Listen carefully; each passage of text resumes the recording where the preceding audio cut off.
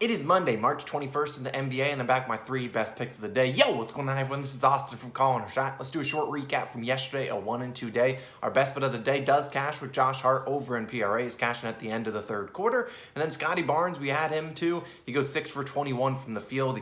Not much we can do about that. And then Gobert, we added him after the video. Didn't really want to grab any rebounds, but we're going to keep pushing forward. We have 11 more days in March, and we're going to end it with a bang. If you're new to the Calling Our Shot channel, welcome aboard. Thanks for watching the daily video. If you want to hit that subscribe button down below, we'd appreciate it. Trying to hit 29,000 subscribers by the end of the month. I believe we're about 597 away from it at the moment. Also drop a like too. It helps our videos do well on YouTube. And my last note, I want to remind people, betting on the NBA at this time of the year can be pretty tough, and you got to manage that bankroll. It's super, super important. Don't be forcing 100 bets a day because it's going to be hard to be profitable, not only just in the NBA, but in any sport. So the lines are super sharp. The bookmakers know what they're doing, and look, teams only have 12 games or left, so 12 games or so left. So things that might have seemed fluky at the beginning of the season aren't so fluky anymore. So like the Nuggets benching their starters after halftime and then bringing them back down 30 points.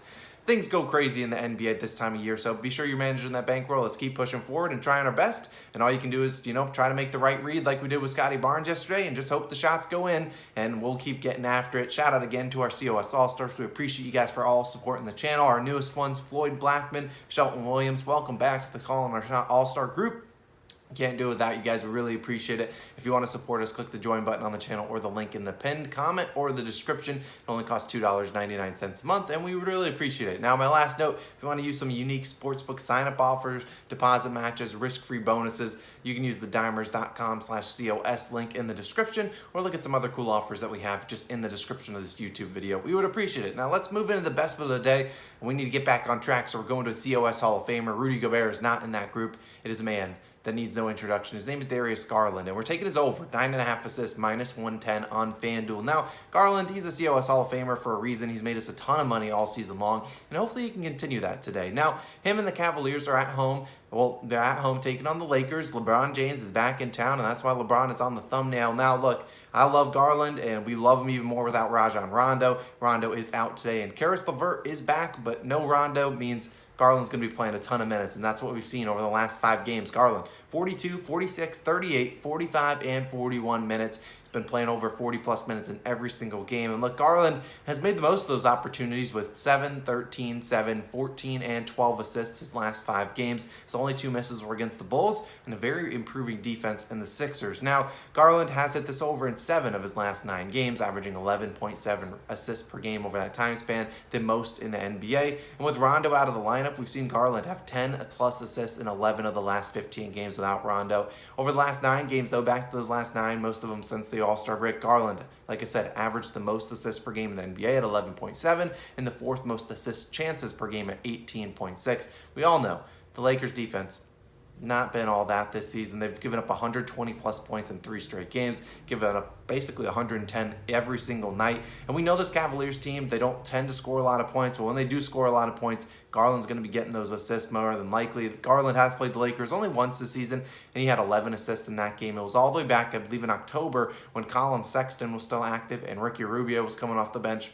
And obviously, both of those 2 guys out. The Cavs still only scored 101 points, yet Garland had 11 assists in that matchup. And they lost, like we talked about earlier. All of these games super important to the Cavaliers. It's going to be a team we're targeting that's trying to win every single game as they get down to the wire. They're only 1 game above the Raptors in the 6th seed, and they need to win as many games as they possibly can. Because if you look at it, if they lose a couple games, they drop down to the 7th seed, likely going to be in the play-in games against the Brooklyn Nets. You don't want that. So they're going to be trying to get as many wins as they can. We should see Garland play a lot of minutes today, and I think the Lakers can keep this game close-ish with LeBron having a pretty decent game. So we'll take Garland to get us 10-plus assists. I take the double-double if it had better value, but the value was worse when I was looking at it, so it makes no sense. So we'll take Garland over 9.5 assists as our best bet of the day. Now moving on, let's move on to Chicago Bull. We're taking Nikola Vucevic over 10.5 rebounds, -108 on FanDuel. Now today, the Bulls take on the Raptors, and while, let's be honest, I don't really love betting on Vucevic, I like this matchup for him today, and there's a couple reasons why. Now, the Raptors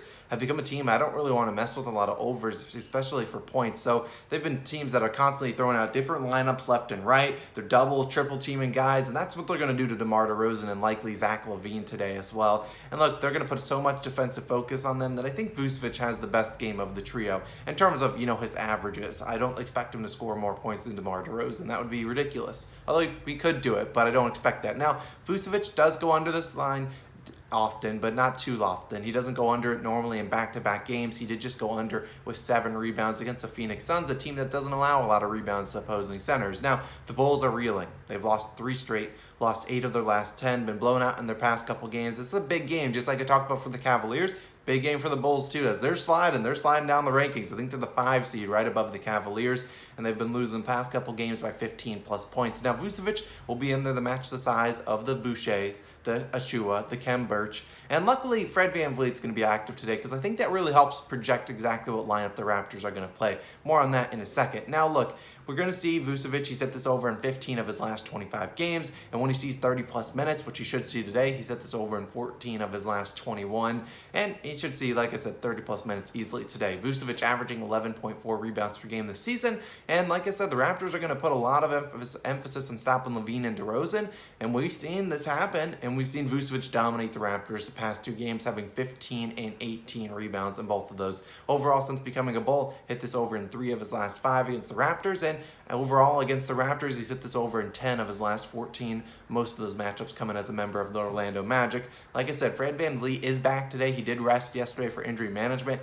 and that's what I like because yesterday I honestly didn't know if I would love Scotty Barnes once Fred VanVleet was announced out, because then you got the Matisse Thybulle shadow, which likely Fred VanVleet would have gotten. So we'll know since VanVleet is back, we're going to see VanVleet, Scotty Barnes, Pascal Siakam, Gary Trent Jr.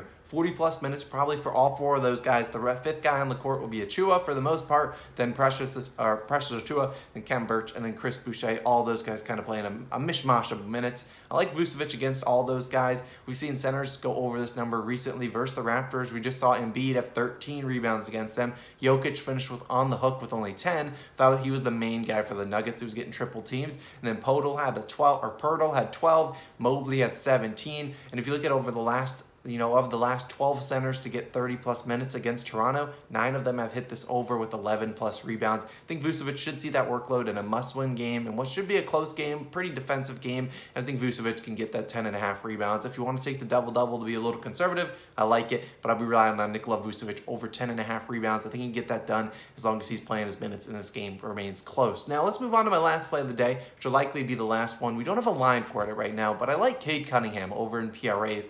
Now, if the line is below 32.5, let me know in the comments down below. But first, check out the pinned comment, because if it's below 32.5 or it's 32.5, I will take it. But if it goes above that, we'll have to reassess and consider it. This will likely be my third and only final play of the day, but we'll see. Now, Cade plays the Blazers today. And that's the end of the video. Let me turn it off. No, but in all seriousness, the Blazers have been a terrible defense, and they've been absolutely terrible on a ton of different metrics, and I think Cade Cunningham has a good chance today. Now, they don't play an ounce defense, and we've seen that over the last 5 games. They've given up 118, 122, 128, 128, and 129 points. And no, those aren't typos. They're giving up almost 120 points every single night. They've been blown out in several of those games, and that's led to opposing stars potentially going under because those guys rest, but I don't see Cade Cunningham being one of those guys that's going to rest, the whole 4th quarter if this is a blowout. And plus, the Pistons are only 7-point favorites today, so this game could be closer than people think. And hopefully it is a closer game than we want, maybe a 10-point game. But the Pistons are trying to keep their guys and letting them develop. And there's no reason to bench Cade Cunningham after the 4th or 3rd quarter unless you absolutely have to. But the Pistons, if you look at over Cade Cunningham's last 10 games, he's been playing very, very well. He's averaged 22.1 points per game, 7.5 rebounds per game, and 6.4 assists per game for 36 PRAs per game over his last 10 games. That's why I want the line 32.5. Wouldn't be surprised if it's higher, though. It honestly should be. Now, he's played some tough defenses over those last 10, like the Celtics twice, the Cavaliers, the Raptors, but he still played very well against those teams. And most importantly, Jeremy Grant is going to be out today. He's listed as out. If he gets announced randomly back in, then so be it. But last game, we saw him score 40 points on 22 field goal attempts. He was the guy cooking against the Cavaliers, and that led to Cade Cunningham only shooting 13 field goal attempts. He still managed 31 PRAs, so still having a pretty decent game. Probably will finish under what the line will be today, but still, he had a decent game game, having 10 assists, and we should see a couple guys return that might take down those assists, but I think with Jeremy Grant out, who averages 15 plus field goal attempts, we should see Cade up it in the field goal attempts, potentially going to 20 to 23-ish field goal attempts today in a fast-paced game against the Blazers. He did play the Blazers once this season. He had 26 points, 7 rebounds, and 1 assist, so if you need an individual bet, I would take his points over today. That was 34 PRAs. Hopefully this line is only 32.5. I'd likely still take it at 33.5, but hopefully it's lower than that. Now my last two notes, Killian Hayes and Corey Joseph,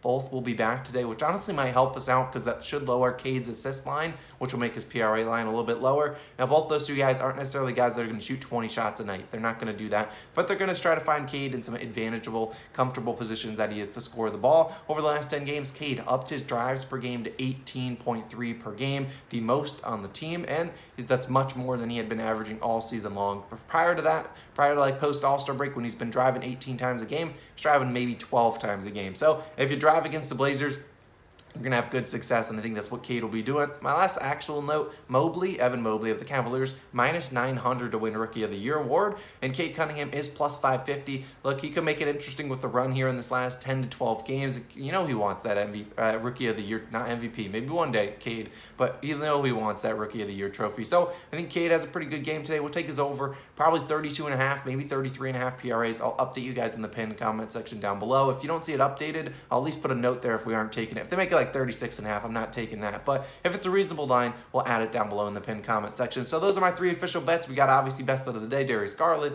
Nikola Vucevic, and likely Cade Cunningham. Those are going to be my 3 official plays. Don't want to force too many. It's hard to bet in the NBA this day and age, so we're going to keep getting after it. Let me know your favorite bets down below. I'm curious what you guys are playing. Maybe I tail a couple of you guys. Let's have a great day, and I'll catch you guys again Tuesday morning. Peace.